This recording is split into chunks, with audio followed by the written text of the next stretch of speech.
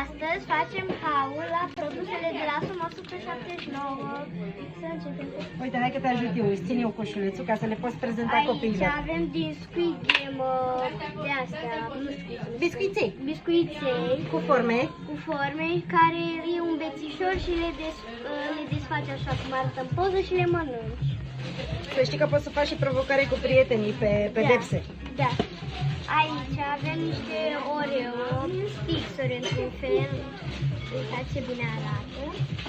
Aici avem niște de-astea, nu știu, ca Kim l-a luat. Sunt niște bombonele cu lămâie. Bombonele cu lămâie.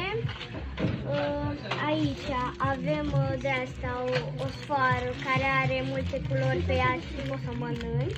E un jeleu cu bobițe de bomboane pe deasupra. Aici avem o ciocolată Dubai, Wow. foarte faină. Știi care vată de zahăr în interior? Da, da, cu vată de zahăr. Aici avem niște biluțe de asta care aici este cu pepene și aici cu cireșe. Și mai avem încă de asta care aici are struguri și aici căpșuni. Mai avem aici o gogoșică roz. Roz, normal că ești fetiță. Aici Așa. avem niște stixuri care mâin într-un gel acrișor. Și mai avem aici ciocolată Dubai, prăjiturică Dubai, așa. Și am terminat. Îți mai e ceva?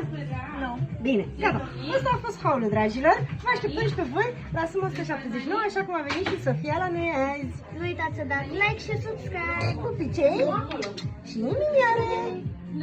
Pa!